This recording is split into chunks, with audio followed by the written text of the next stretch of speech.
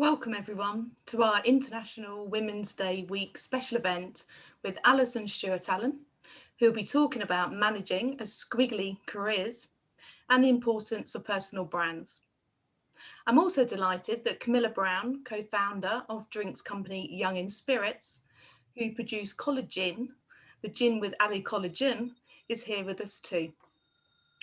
Camilla's company is based in Oxfordshire and is a great example of a successful business founded and run by women. Allyson, Californian based in Europe for over 30 years. Allyson is an associate fellow at Sci Business School and an award-winning educator for her custom programs with us. An international advisor, author, speaker, broadcaster, and non-exec director. She's the founder and CEO of International Marketing Partners, having advised over 240 businesses across 26 countries to successfully internationalise after starting her career with PwC, PA Consulting Group and Hay Management Consultants. Besides appearing on the past 4 seasons of BBC's The Apprentice, Allyson spent several years as Sky News Muse of Marketing and appears as a regular expert for BBC News, Deutsche Welle, France 24 and the FT and many other outlets. Allyson is the author of both editions of the best-selling book, Working with Americans, the first ever manual on the US business culture, and is with us today for our celebration of International Women's Day. Please post your questions in the chat on YouTube and we'll endeavour to answer as many as we can at the end. Before Allyson presents, I'm keen to ask Camilla a couple of questions about her squiggly career and the inspiration behind Collagen. So Camilla, welcome. Thank you for joining us this evening. Thank you for having me. I haven't written 2 best-selling books. Well, I'm sure you have time. I'm sure many of the viewers are enjoying a cocktail or two made with your gin this evening. Cheers, so everyone. Please don't forget to share your photo of your cocktail using hashtag Squiggly Career Cocktails and tag at SBS Oxford. So Camilla, what was the inspiration behind starting a gin distillery business and why the added ingredient of collagen? So to sell more bottles, but the original idea was actually a PR stunt. So I worked in PR for 10 years, getting people in papers. So I worked for Brewdog, put Viagra in beer for the royal wedding called the Royal Virility Performance. So I'm used to coming up with quirky ideas. And one of them I decided to do for an over 50s hotel group. What do they want? They want to drink gin and they want to look younger. So I came up with the idea of anti-age gin, which was the original name. And it went viral worldwide. And I just thought, something in this. So I quit my job and decided to do it for real. Although the name anti-aging was illegal, so I had to change it to collagen. But I love a pun, so. Brilliant, thank you. And how did you end up appearing on Dragon's Den? And what sort of preparation did you have to do for your pitch? I could imagine that actually trying to condense everything into 3 minutes was actually quite daunting. Well, so vis-a-vis, basically the BBC invited us to go on. We'd already nailed John Lewis and Ocado by then, but the PR in me realised the potential of, TV coverage is the best you can get, but it could have gone one or two ways. Luckily, it worked out for the best. But the preparation was writing a script the day before, and I think otherwise, if I had kind of overthought it too much, I probably would have crumbled. So I kind of do things last minute, and condensing it into 3 minutes was quite hard. However, when you walk in there, you think you're only on for 17 minutes or something when you see it in the edit. We were grilled for 1 hour and 55 minutes. Wow. And the gift isn't real. Okay, thank you, Camilla. Okay. The specialist gin sector has been rapidly growing, and the number of distilleries has almost tripled since 2016, with over 311 being registered in the last year. So how did COVID-19 affect your businesses, and what challenges are you facing as a result? COVID affected us brilliantly, but it was the best year we've had since launching, because everyone was drinking at home. It could have gone one or two ways. I could have just thought, right, I didn't. So we slipped through the net business wise. We couldn't get any furlough. We couldn't get any help from the government. So I just took matters into my own sanitized hands, and started hand delivering gin around Oxford, and online sales skyrocketed. So yeah, I mean, if there's a nice little plus side to come out of COVID for some people, it helped my business grow quite a lot. Okay, good. And how important has the concept of personal branding been to you and your company? Well, people often think that collagen is a beauty product and what have you. So we have gone down the route of, like, it's very feminine, it's very visual, it's branded in a way that is selling to a certain target market, which does help. At the same time, though, a lot of kind of gin purists think it's a gimmick. However, when they taste the gin inside, it actually goes down a treat. So personal branding is a big thing. We wanted to make it more of a lifestyle brand rather than just a spirits and a gin brand to stand out from the crowd. And I think it's working. We've done candles. We're looking into collaborate with like different beauty companies and what have you. So yeah. Thank you. And as I say, thank you for joining us this evening, and thank you very much for the gin that many of our viewers this evening should be enjoying. So I'm going to hand over to Allyson now, and we will take questions at the end. Thank you. Great. Thank you. Well, thank you for having me. And thanks to all of you who have dialed in. This is just such a great topic to look at, especially given it's been, International Women's Day this week on Monday. And I'm pretty sure that most, if not all of you on this call have had a squiggly career, one that's not linear, one that, isn't necessarily a obvious progression from one job or role to the next. So I think that's what makes life interesting, is being able to move around and exploit different opportunities that are presented to you. And that's exactly what I did. So my nonlinear squiggly career started, as you heard when Chantel introduced me, with my first job with Pricewaterhouse, as it was then. Cooper's was a competitor in those days. And you can probably hear from my accent, I'm not an original Oxford born and bred person. I'm originally from Los Angeles. I've been in London 32 years now. And what brought me here, I guess, was the Pricewaterhouse experience in some ways. So I wanted to move back to Europe again. I was raised as a kid in Munich. I then took French language lessons at school because it was required, but I ended up actually really liking it. So I stuck with it. So the German is pretty rusty now, but the French is fluent. And I really wanted to use those language skills. And at that time, we're talking about the mid-1980s, Pricewaterhouse was a particularly maybe stiff sort of corporate culture, at least the LA office was. And when I asked how would I get an international assignment so that I could move to Europe, which was what I wanted to do given the languages, I was told, well, in 10 years, when you're a senior manager, we can put you on a short list. So, you've got 10 years to go. And at that time, I was in my mid-20s and thought, there is no way I am waiting 10 plus years to get to Europe. So I'm going to do my own marketing campaign. So that's what I did. So I'm a marketing expert by background. That's my functional sort of home from both my undergrad degree and my MBA. And thought, well, if I can't do any marketing, having just studied it for 6 years, I'm really in trouble. So I better do it because I've been studying it. Anyway, in those days, you didn't have office Microsoft Office. You had these word processing applications.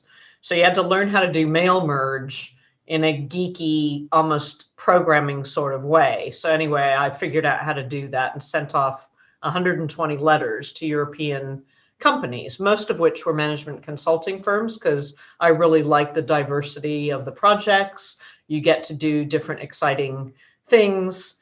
And so a few were companies, but most weren't. And I thought, well, I'll say I'm going to be in City X during this particular time frame. So I thought, well, if I get enough people back who say, sure, we'll meet you, then I'd rationalize a trip. And it also was very helpful that at that time, under President Reagan, all your job search expenses were tax deductible. So I thought, well, I'm going to have a really long trip to Europe for this job search. So long story short, most of the letters came back with answers like, you got to be kidding. You don't have enough experience. You're 24 or 25, 24 at that time, forget it. A couple said, well, we'll talk to you, but no guarantees. And the work permit's going to be really hard going. And then quite a few said, go away. Anyway, I had enough to make the trip. So I took a leave of absence for 3 months, bought my Eurail pass in those days, flew over, started in London, had interviews here in Paris and in Germany, in various parts of Germany. After, I think I was over here for about 4 weeks, and having a mini, gap year condensed into a month or so. And I left, luckily, with a couple of offers, one from CBS Records in Paris to work in their A&R function, and the other from PA Consulting Group in London. And I was just kind of amazed. Here I am, 24, thinking, well, should I move to Paris or London? How incredible it was. I mean, look, I didn't really realize it at the time that it was such an amazing thing, but now I really cherish that. So I took the offer with PA Consulting, staying in the consulting world. So basically, after 14 months of waiting for the work permit, it came through. And it was really, that 14 months was tough because I'd already resigned from Price Waterhouse because I was expecting the work permit and that I'd move over. But anyway, they did a variety of mess ups on the application form, which meant that it took 14 months. So now that I'd resigned, I had to figure out how was I going to, make money and pay the bills while waiting for this work permit to come through. So I ended up being a paralegal in LA law firms, very large LA law firms, international law firms that had LA offices. And it's quite interesting because you are treated a certain way when you're a paralegal. The assumption is you're kind of a flunky lawyer who couldn't cut law school. So you'll be a paralegal, which is almost pseudo-secretarial in nature, in their opinion. So anyway, I wrote up depositions. One firm was an entertainment law firm. So there was a lawsuit between George Michael and Andrew Ridgeley. So I was working on that. And I worked on another one where Madonna was suing somebody. So in some ways, it was very LA, let's say.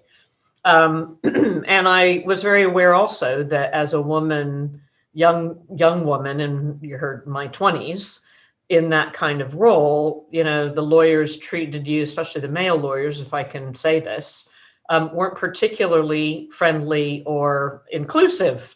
So the workplace has thankfully changed a lot since then, I can tell you. But it gave me a big appreciation for, what it's like to work in roles like that. So finally, the work permit came through. I got to London in February 1988, started with PA Consulting Group. And the first thing I realized was I was really not prepared for the cold weather. And being a kind of desert climate person, I was very unprepared, ended up buying tons of wool coats and jumpers and all sorts of things to stay warm. But anyway, about pretty much 2 years almost to the day, I was approached by another consulting company called Hay Management Consultants. Took a job with them, really enjoyed it, learned a whole lot about corporate structures and how you integrate the sales and marketing functions after a merger or acquisition. So I pretty much spent almost the whole 2 years on the Foster's Brewing Grand Metropolitan integration. Because in those days, the law had changed that if you were a brewer, you couldn't also be a pub owner and vice versa. So basically, Foster's, who was my client, wanted me to help them integrate the Grand Met functions of sales and marketing. So I learned tons about how you cascade jobs and make it meaningful for people and give them line of sight to the overall strategy of the business, stuff I'd never really learned in my MBA program at Claremont, nor my undergrad at USC. So it was great. But, you know, I'd had 3 big consulting experiences with inconsistent quality of leadership, if I'm being diplomatic, and thought, you know, I'm 30 now. I turned 30 and decided I'm going to give this a try. I'm going to try to do my own consulting work and see if I can cut it. And, you know, what's the worst that's going to happen? It's going to be a failure, and I go back to a full-time job, maybe in a big consulting firm or maybe in the marketing function of a company, but I'll give it a try. Anyway, here we are. So that was 1991. And here we are in 2021. And knock on wood, my company is still going, which is great. And I'm very grateful for clients like Said Business School for the privilege to work on some really interesting and amazing organizations all over the world. So it's been a real treat. So that's a little about my career path. So basically, I've been self-employed, set up this limited company for whatever it is, 30 years, long time, and I've enjoyed every minute of it. It's not been easy. COVID has not made it easy at all, but I have to say I've really enjoyed the freedom, which is great. So a few turning points, I guess, in my career that maybe hopefully look like some turning points in yours. Or perhaps if you're in your early on in your career, you may experience some of these. So in no order in particular, I think one turning point was that marketing campaign to try to find a job in Europe, and realizing that even though I was 24, you know, it doesn't matter what age you are, it matters that you stick with it and that you see it through and that you don't give up. And I think if I've learned nothing else in life, it's about not giving up, because by just being, you know, persistent and resilient, you'll get somewhere and you'll have breakthroughs and it will pay off. So believe that, because it is true. So that was a big turning point, was, you know, getting interviews, that enough of them that would make the case that I could come here and do them. I think another turning point was that 14-month wait for the work permit, and needing to take on that paralegal role and seeing, you know, another side of the professional service firm, but also sort of maybe how people treat you in different contexts, and the assumptions people make about your capabilities and your brains and the grit that you have. You know, I felt slightly, well, I was undervalued and felt that wasn't a good situation. But I'm glad now in hindsight I had it, because it was motivating for me and made me realize, you know, you can advance yourself even after being in situations that aren't so pleasant like that. I think another turning point obviously was my 30th birthday, when I thought, you know, am I going to be working in a very large global corporate for the rest of my career? Do I like it?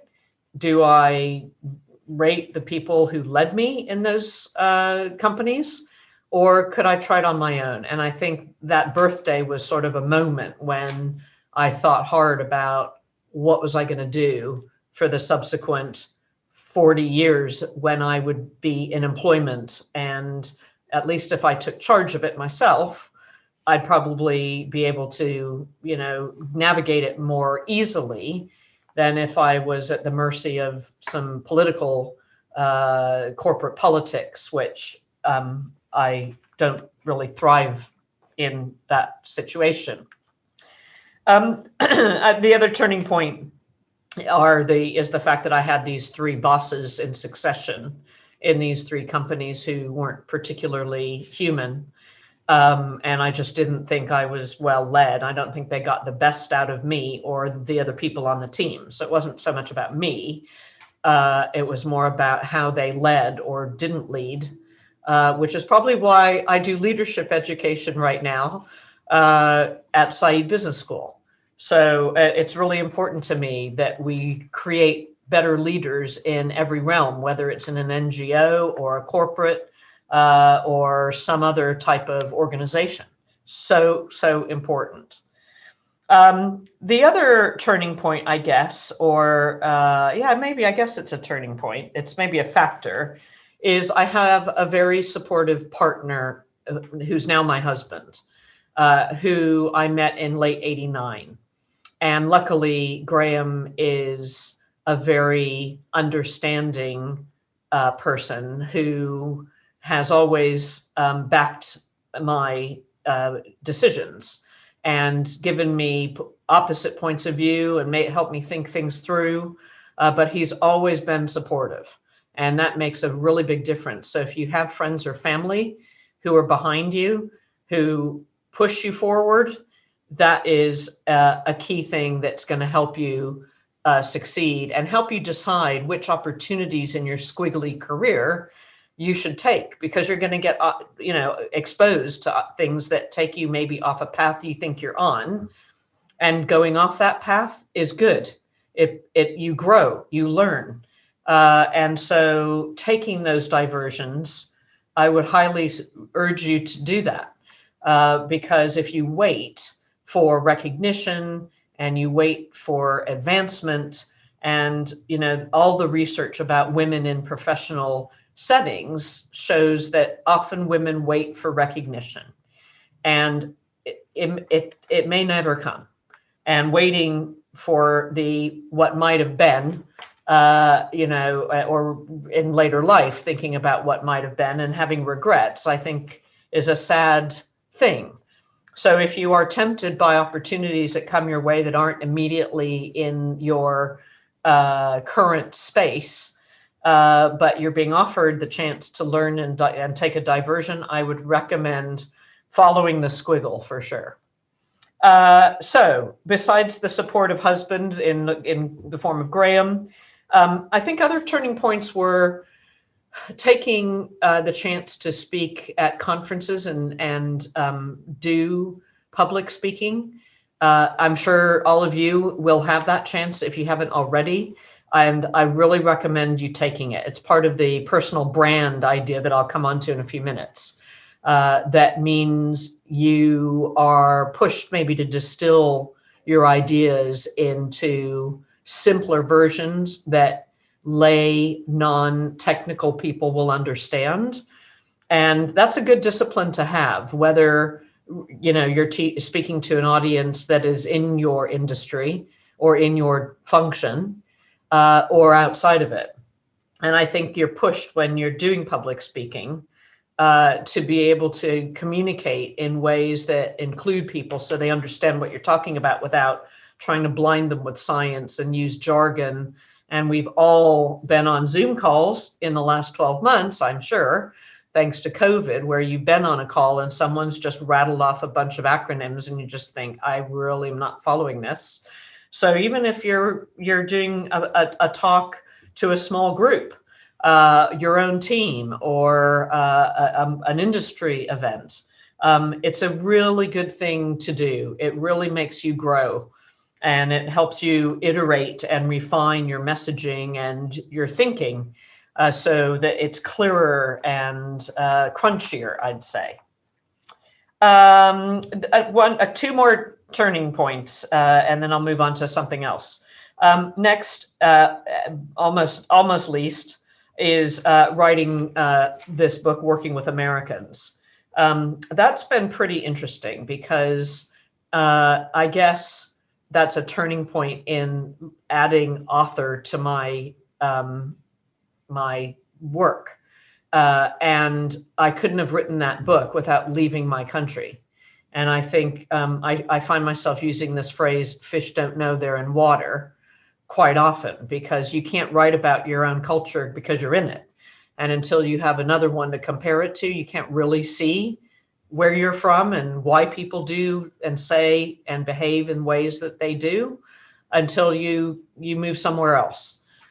So it's been really great to try to help the world understand the US.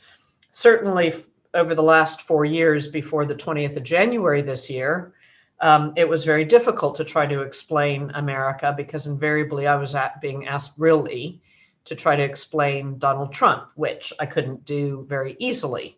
And so there wasn't a lot of interest in that subject. But now that Biden's in, now that the economy in the US is looking like it is, going to be picking up thanks to the relief plan that just passed Congress, I think it'll be back on the list of things people are interested in.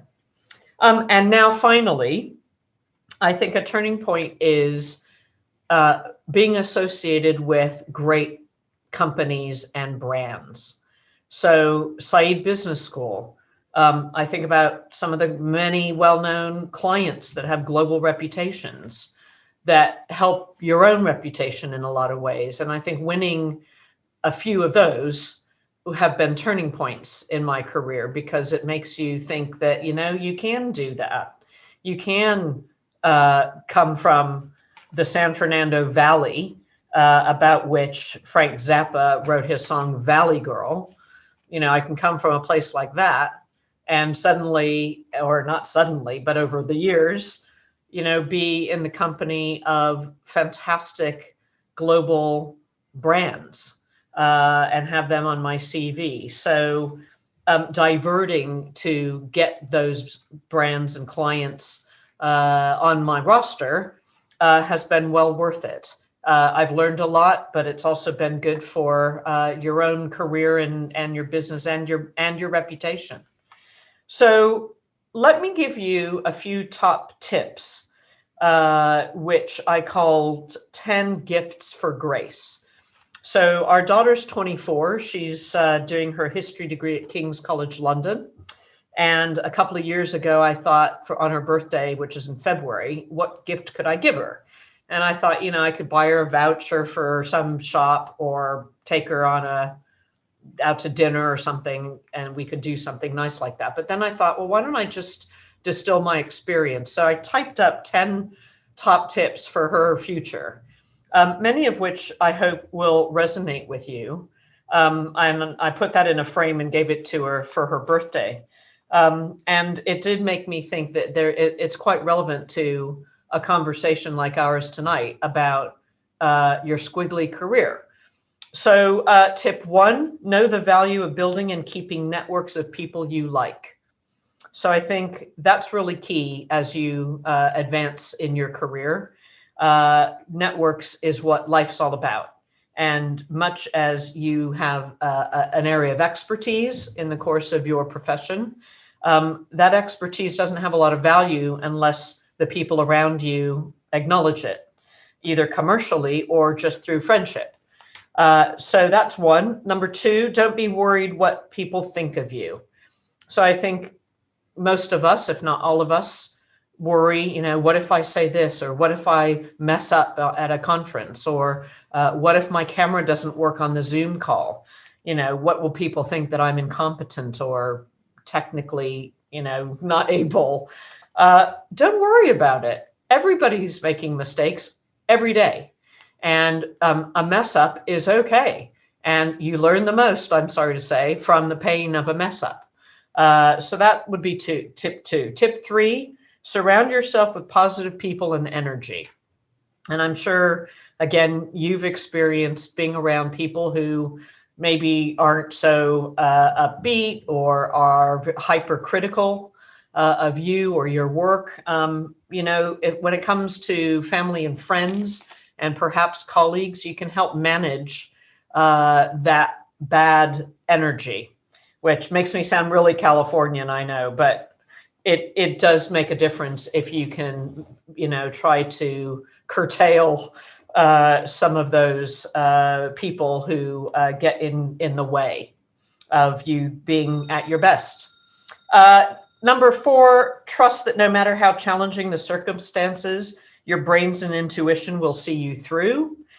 Not much more I can say about that.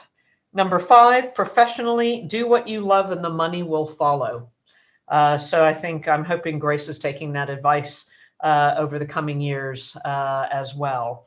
Number 6, marry a man. This is obviously International Women's Day. Marry a man who has a good relationship with his parents. Number 7, sometimes delivering something that's good enough is the smarter choice than perfection. So don't try to be perfect. And often women especially will not sort of put themselves forward because they feel that they don't have perfect mastery of a subject area, you know, neither does anybody else. Number 8, surround yourself with those who love and believe in you. Number 9, persistence pays off, usually more than competence. And last but not least, number 10, the best gift you can give yourself and others is confidence. So allow yourself to make mistakes, allow yourself to divert. So the last couple of ideas on this, managing your personal brand and your profile along the route of your squiggly career. You know, take advantage of the chance to practice speaking in public. It's a really good discipline to learn. And yes, it's uncomfortable. In fact, it's the number one fear around the world of business leaders and business people is public speaking. But the more you do it, the easier it gets. I would also suggest you build your profile through social media, blogging, you know, what's on your mind. People do want to know your point of view. You should think that you do have a voice that counts. And you may not think you do. You may not think it's unique. There are other people maybe that are commentating. So what? Put your view out there and you'll find you will get people engaging back with your point of view positively. So that also helps build your brand. Associate with other brands besides your own that reflect you or reflect your aspiration. So I mentioned a few minutes ago, you know, Saïd Business School and Oxford University are two of the most best known global brands there are. And so, you know, your affiliation with Oxford or any other well-known company or business or brand also helps define you. So that is a halo effect that you should make the most of. I guess finally, in terms of your profile and brand, this is the hardest part, I think, and I still don't have it mastered. Know what to turn down and walk away from. You will get opportunities to, you know, have a squiggle.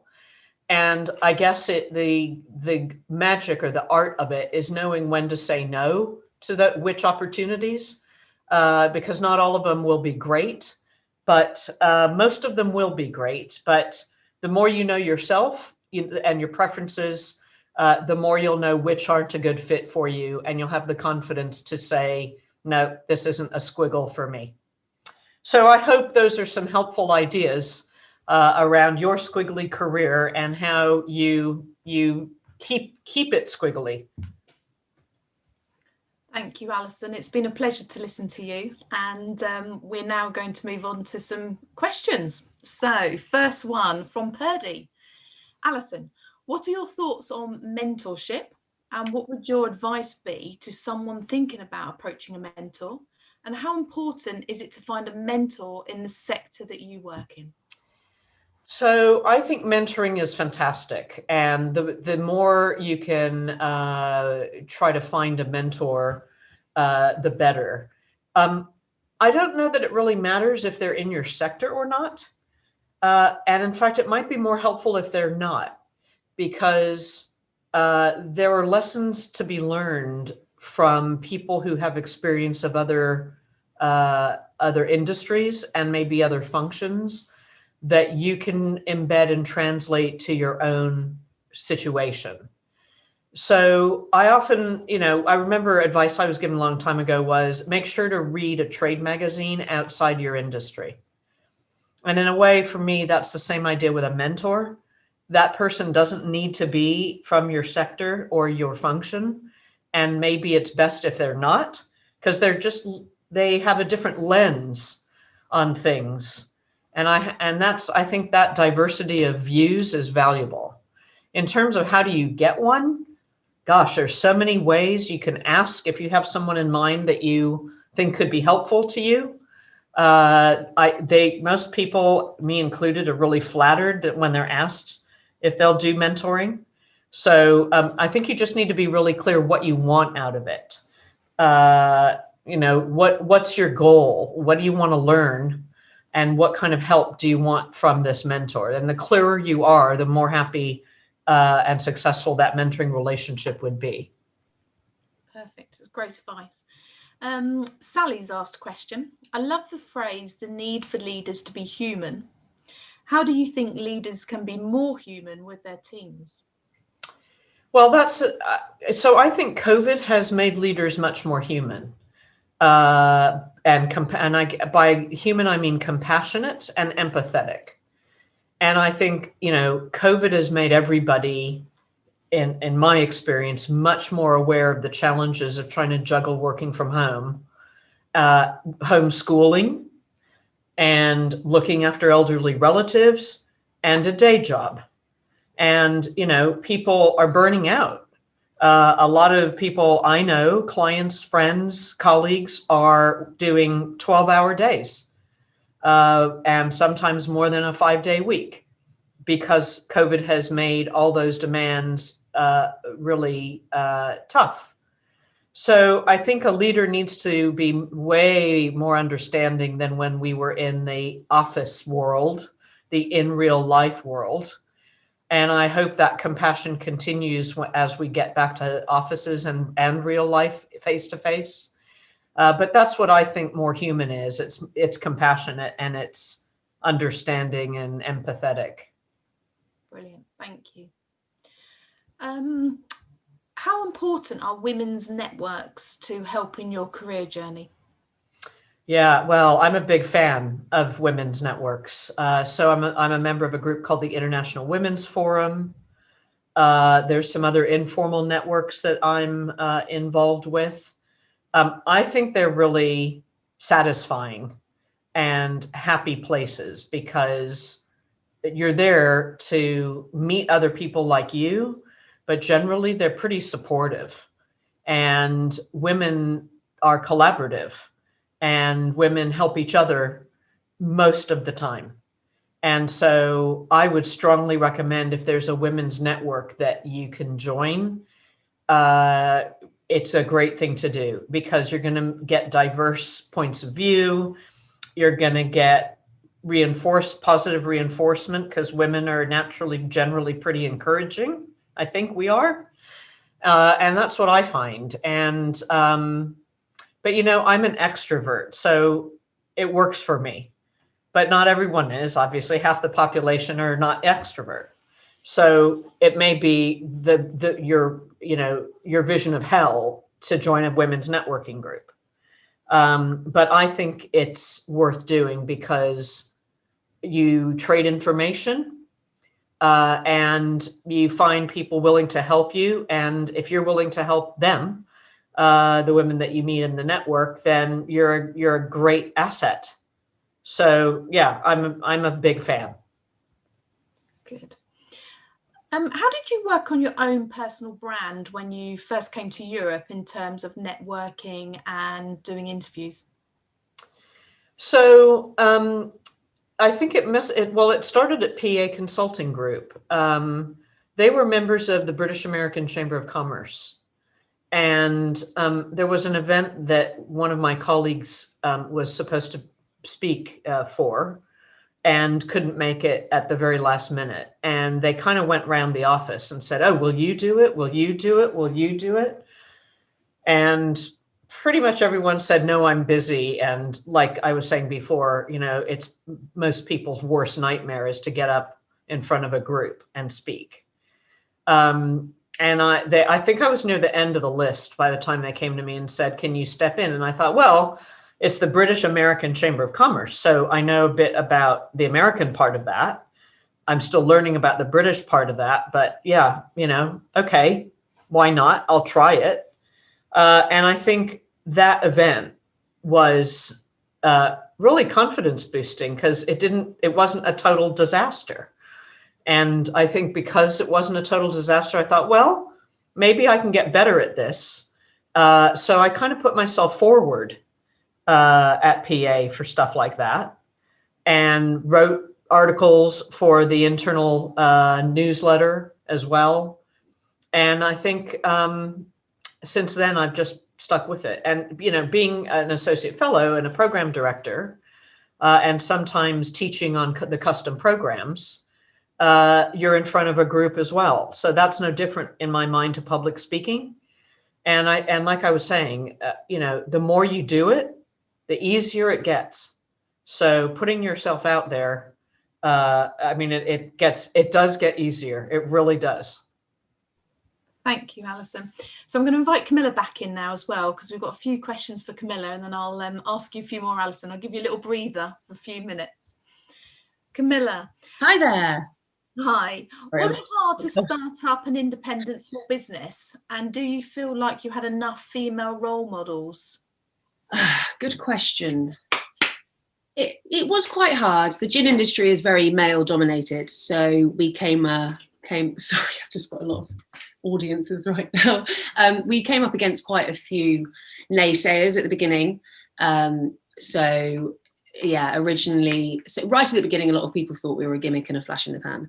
However, 4 years later and one woman later, we're still going. Brilliant. Thanks for that, Monty. So this is actually quite a technical question. Okay. How does the alcohol not affect the potency of the collagen? So the alcohol. So right, I'm 82 years old, just saying. So the collagen goes in at when it's 100% alcohol, so it doesn't affect the flavor, taste, sediment. It doesn't get broken down by the alcohol.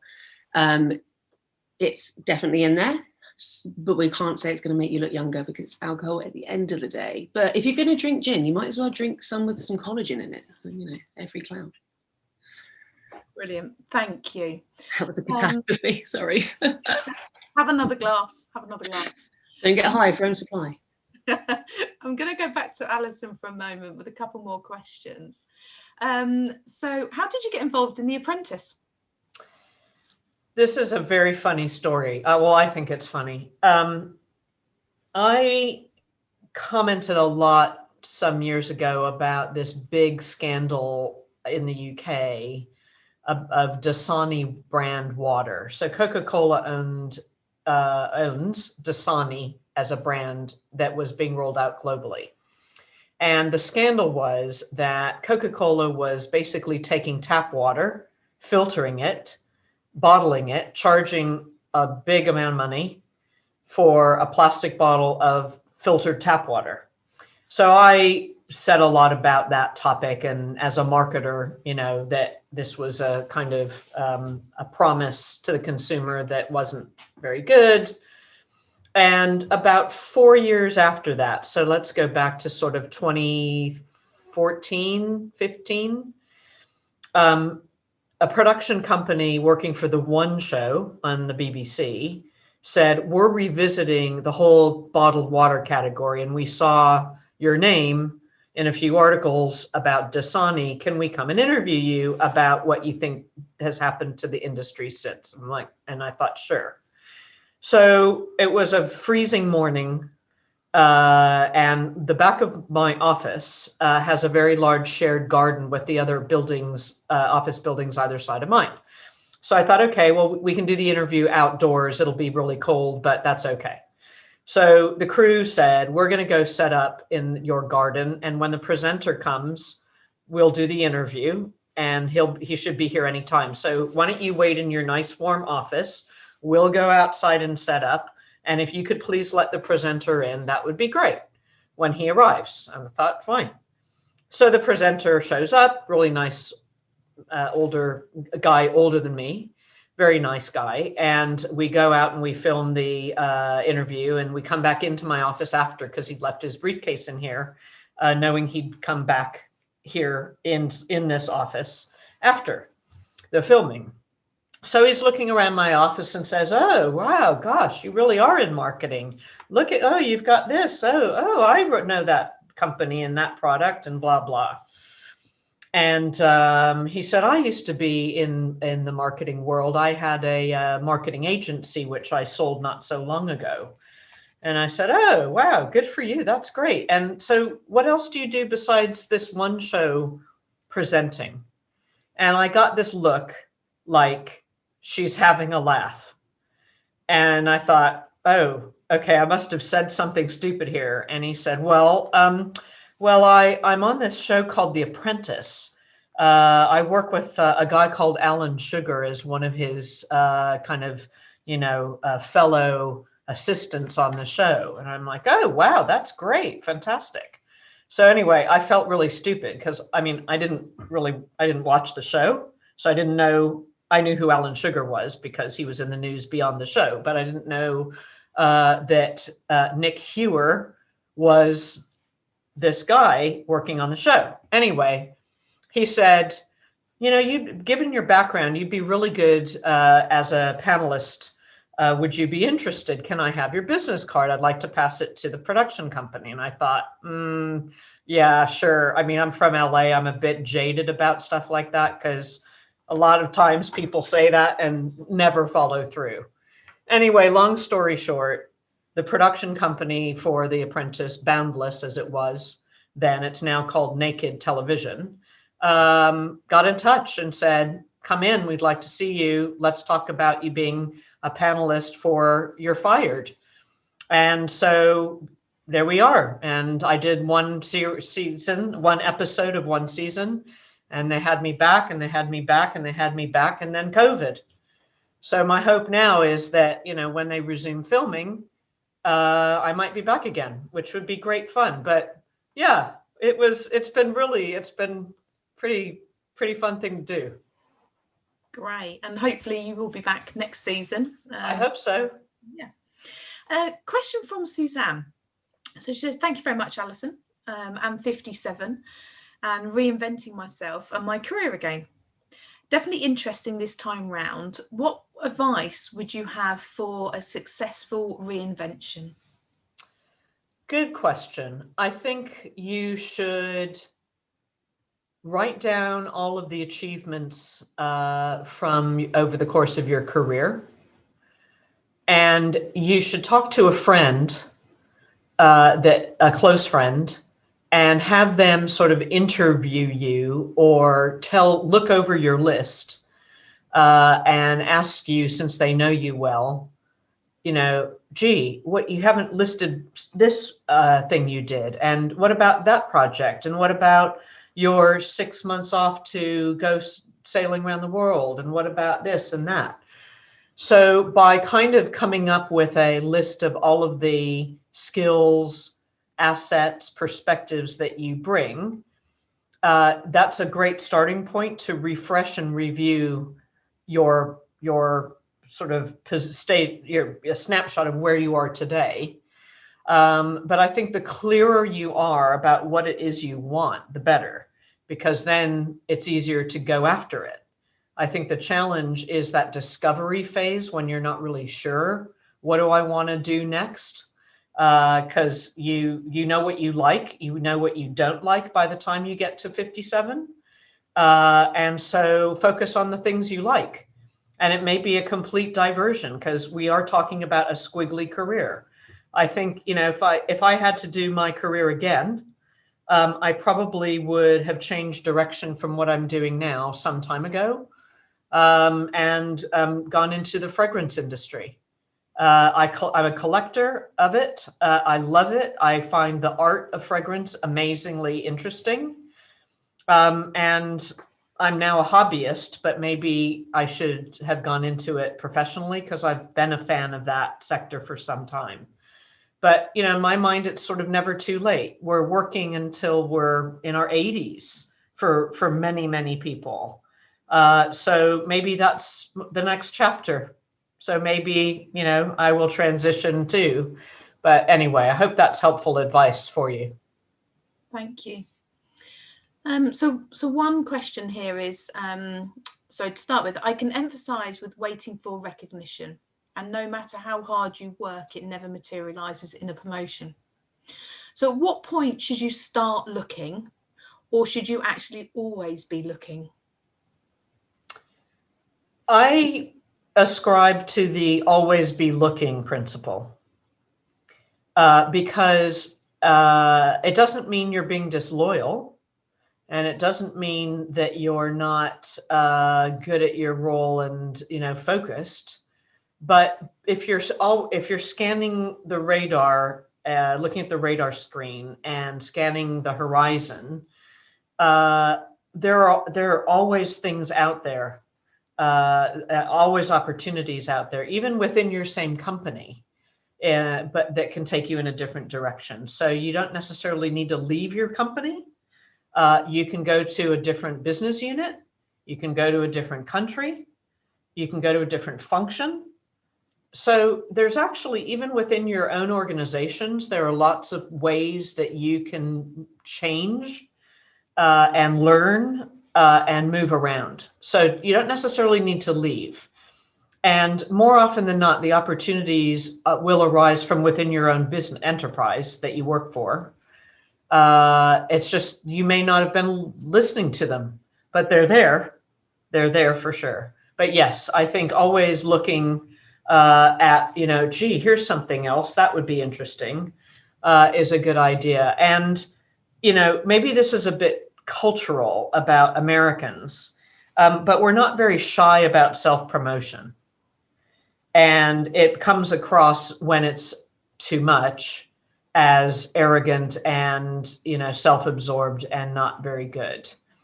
And I'm hoping the sense you've got from this evening is that it's genuine and I'm not self-promoting. I'm trying to help you on the call to realize that if you wait for people to recognize how talented you are and hardworking you are, it may never come.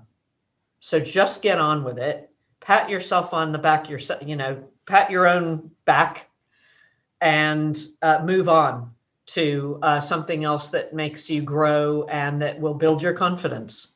So that was a long answer to that question. Thank you. Thank you. How do you go about building a support network if you're a young woman in rural communities?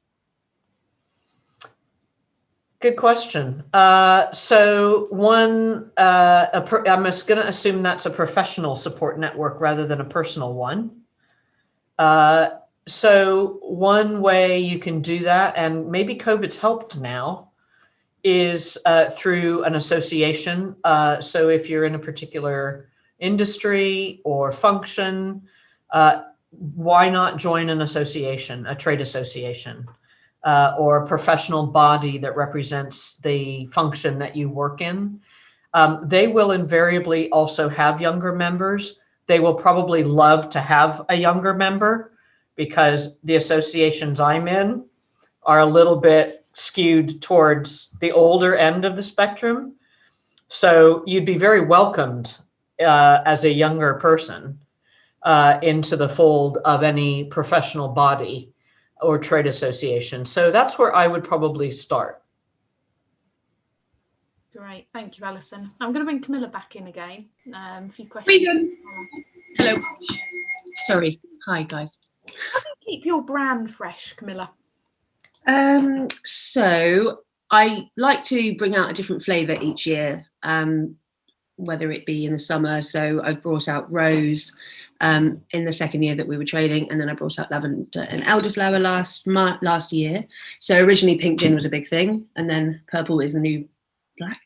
And just listening to what the consumers want, really. So a lot of people really like the bottles, and they're very much a keepsake. So I'm going to be starting to do refills instead of, save the planet and all that jazz. So yeah, keep it fresh like that. And also just get a good haircut now and again. This helps, doesn't it? Brilliant. And Camilla, someone's asked, how can I improve my branding presence online to create a following? Was that for me? Yes, it is. It's for you, but I can ask both of you that question. Do you know what? Allyson, you take this one. Okay. So how do you, so ask the question again, how do you keep your branding? How do I improve my branding presence online? Right. Okay. So so go for quality over frequency would be my advice. So you don't need to tweet and have a LinkedIn post every day or a new Facebook message every day. Maybe you start with once a week, but what you do post is something you care about, that you've thought about, that you have a point of view about. And maybe it's about, women in the boardroom. Maybe it's about equal pay. Maybe it's about the stats that have come out this week, not coincidentally, about the percentage of housework and childcare that women are having to do, not just in the UK, but in most first world countries because of COVID. And women are disproportionately having to take on those burdens or spend more time doing those tasks because they're working from home and lots of other factors. Maybe you have a view on that. So I think the way what you say and what you choose to comment on defines your brand. So I would be selective and also, like this video is being recorded tonight, be aware that it's, the viewership of your post on social media is global. So, you wouldn't want to do a Piers Morgan type of thing necessarily, but more likely pay attention to, gee, who could be reading this? Who might see this? Could it be taken out of context? So just be aware that your audience, as soon as you're on a social media platform, your audience is global. Thank you. And final question then, Allyson. So Rachel says, great tips. Thank you very much. What is the best question that people need to ask themselves when considering a squiggly career? I think the best question is, what value do I bring to the party? Because if you don't know your value and you don't know what you're going to bring to the sideways move or diagonal move out of what you're already in, then if you can't articulate that to yourself, then you can't articulate it to a future company or future employer.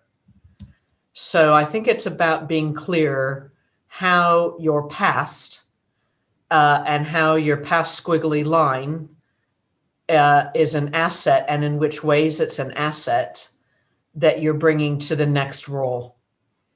And I think that helps you know yourself, but articulating that would be a really good thing to do, because otherwise you're going to be asked questions in the interview like, so why do you think you can do this job? Oh, that's a good question. And you may not come out with the ideal answer. So I think knowing your value is the best thing to do. Thank you so much, Allyson. It's been a pleasure this evening to listen to you and to hear all your answers. I'm just going to bring Camilla back. Here she is. Here's what I made up. So Camilla, do you want to just let the viewers know about your promotion?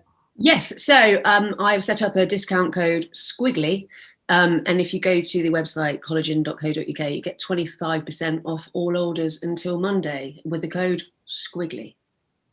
Thank you so much, Camilla, and thank you again, Allyson, and thank you for everyone this evening for listening in and for all the questions. Thank you very much. Thank you. Cheers, guys.